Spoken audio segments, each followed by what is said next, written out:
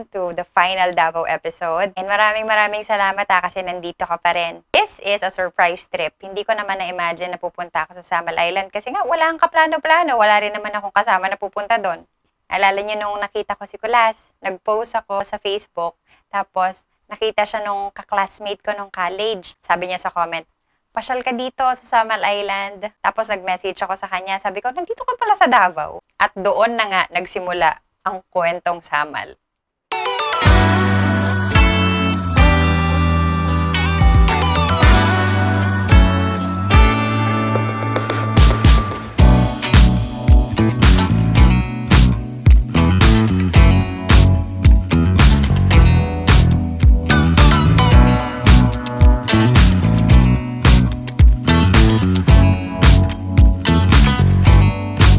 Yung mga moment na sobrang na-appreciate ko. Kalmadong tubig, ang ganda ng view, tapos ramdam mo yung simoy ng hangin. Sabi ko, I deserve this. I deserve this. I deserve this.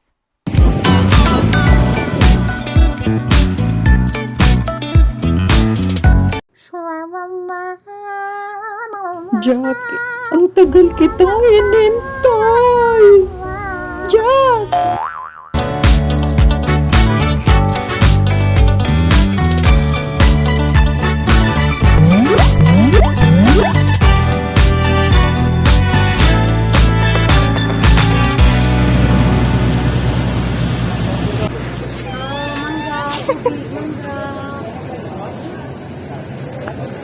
Hi, Kim!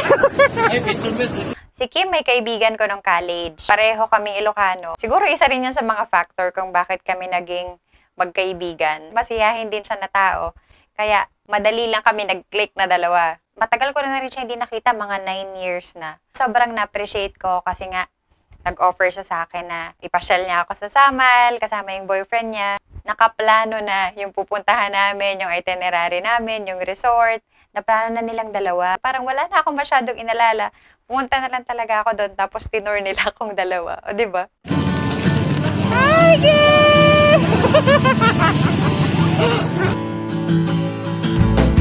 You come from outer space, and I was sprung out from the earth. Dumaan muna kami doon sa bahay ni na Carl. Na-amaze ako kasi doon lang talaga sila sa gilid ng dagat. Tapos nakaka-relax ng vibe pag nandun ka. Kung tamang pagkakaalala ko, meron silang tinawag na kuya. Ang pangalan niya, Kuya Buboy. Hello, Kuya Buboy, kung ikaw yon.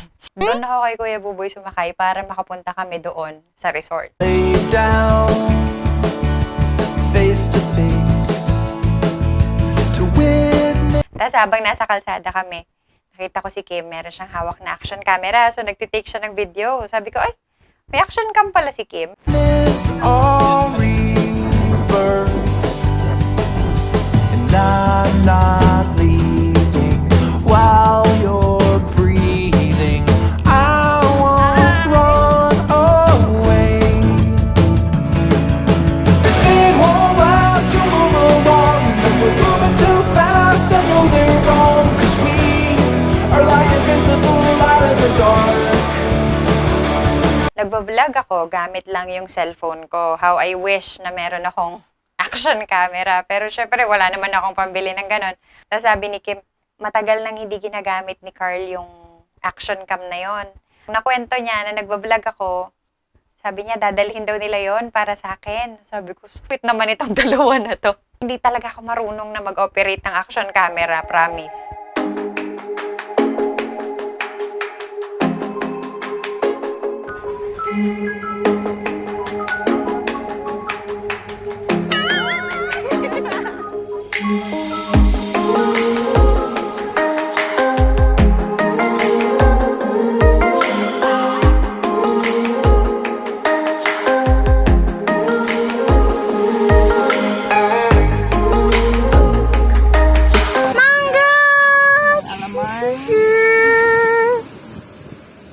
Alam nyo ba, habang nakaupo kami doon, may dumaan na mama. Tapos sabi niya, ay, ang sarap naman nung kinakain mo. Pasalubong kasi si Kim sa akin ng mangga. So sabi ko, sir, sige, kuha kayo. Hi po, Traveler's Vlog po. Sino yung hindi nakakilala sa vlog po? Sir, vlogger kayo? Traveler's Vlog. Ay, nag-vlog din ako, sir. Nag-vlog din kayo. Tingnan niyo po yung vlog ko. Traveler's vlog. Oh, Hiling ni Jing naman po sa akin. Hiling ni Jing. Sige po. Hiling ni Jing. ni Jing. Sige po, titingnan ko. Traveler's vlog, oh, kumain ng mangga. From Cubao. Oh, taga Cubao po kayo? Sampalok Manila ko. Sampalo kayo? Sir, ang pangalan mo? Dexter po. Sir Dexter, soon to be pastor.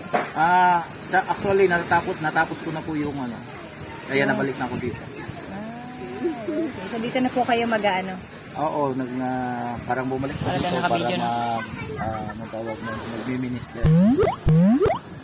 Nice to meet you, sir. Sa inyo rin. God bless sa inyo. God bless you po. Pagpalain kayo ni Lord. Oh. Yes, sir. Ingat. God bless. Ingat. Sakto, vlogger pa pala nakita natin. Yung motor na gamit namin is yung motor ni Carl. And there's an endless road on the edge of the map, so let's pack our hats in the moonlight. Hawakan ko si Jun, baka mahulog. Wala nang nagsasalita. Kasi yung mga lugar doon na pa ganyan, meron din yung pababa. So, ang ginagawa ko, kung ito yung apakan, ito yung paa ko, inaangkla ko talaga na ganun. Kasi sabi ko, shucks, baka mahulog ako dito. Lives that can go. Leaves are falling. Nadaanan kami na kainan. Yung pangalan niya, Hills Beauty.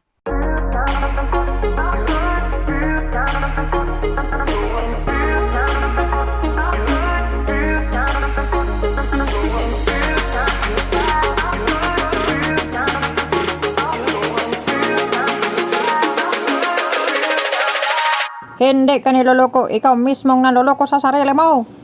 Ay!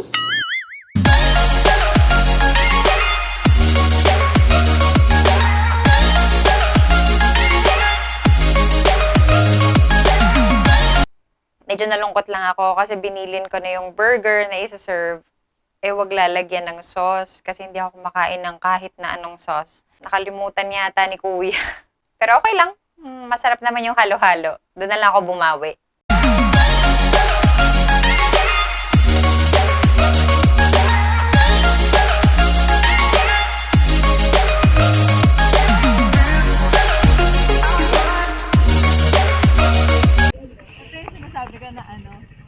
Open space. Na Okay. nagda-dive. Free diving. Ayan yan. Yeah. Okay, papunta na daw tayo sa exciting na part. Ano kayang exciting? What's behind those? What's behind those trees? Saan kami lagi? Wow. Dito tayo sa ano, picture.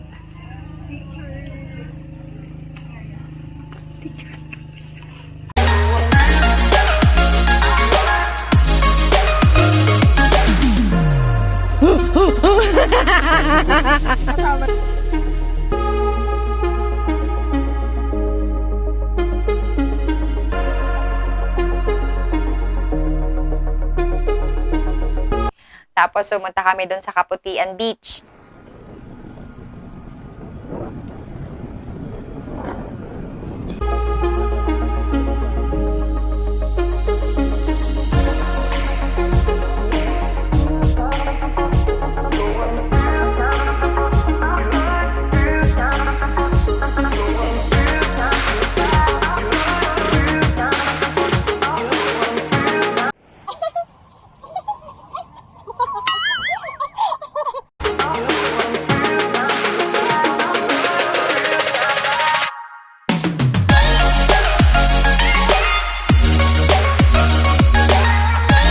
Ang ganda dito.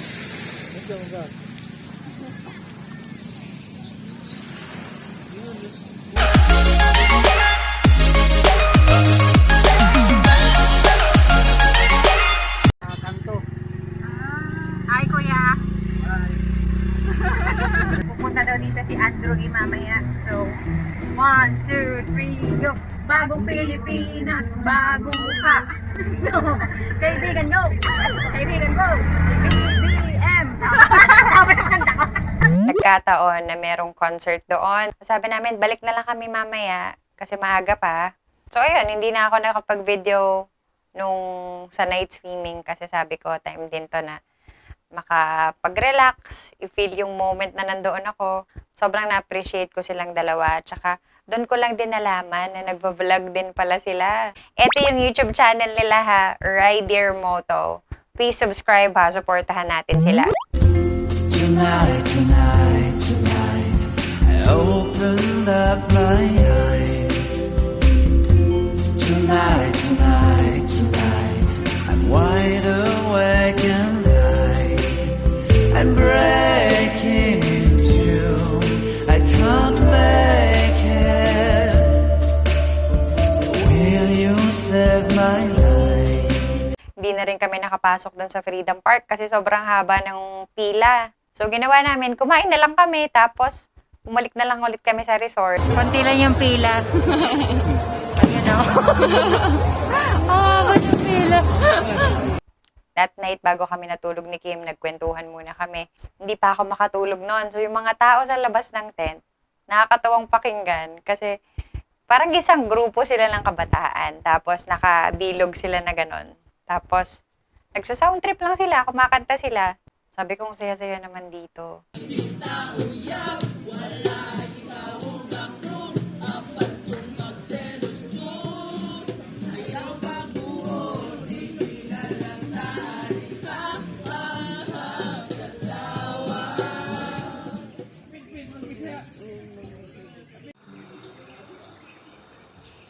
So, kinabukasan, meron sana i-prepare si Kim at si Carl na lunch para sa akin dun sa bahay ni na Carl. So, sabi ko, sorry kasi nga, kailangan ko nang bumalik kasi meron akong imi-meet.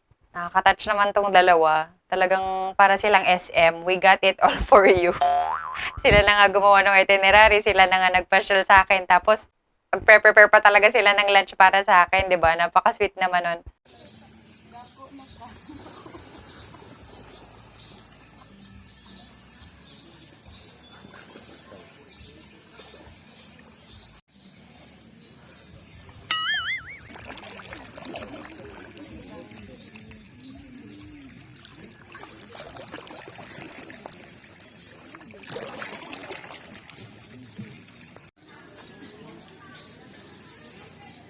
Napakaganda ng umaga. Ang ganda ng sikat ng araw. Nagpakita yung Mount Apo sa amin. Day in, day out, it's the same road we're walking down. So, hinatid nila ako doon sa kabilang sakayan kasi gusto daw nila na ma-experience ko na makasakay ng lancha. Same job, same town, 'cause we've been told that's the way our world goes round. Okay, so sasakay ako ngayon dito sa kabilang port.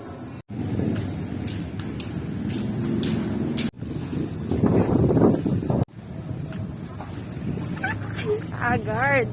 Why that life can wait? So take that aside and just go on.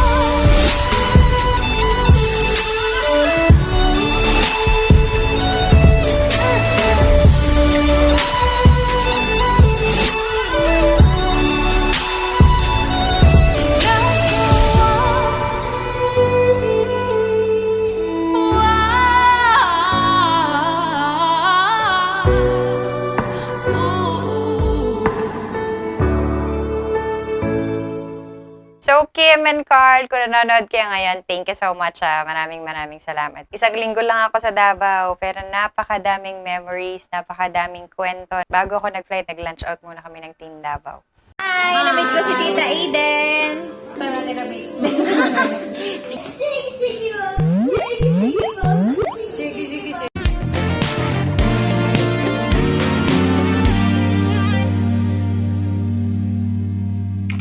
Hindi ko makakalimutan to kasi sabi nung asawa ng pinsan ko, si Ate Kleng, you have to be a blessing to every person that you meet. Hindi naman daw lahat ng mga tao ay alam natin kung ano yung mga pinagdadaanan. So as much as you can, you have to be a blessing to every person that you meet. Kahit na minsan, napakahirap na maging isang blessing sa ibang mga tao. Bakit ma-zoom in talaga? Weird. Minsan hindi. Ay! Wala na.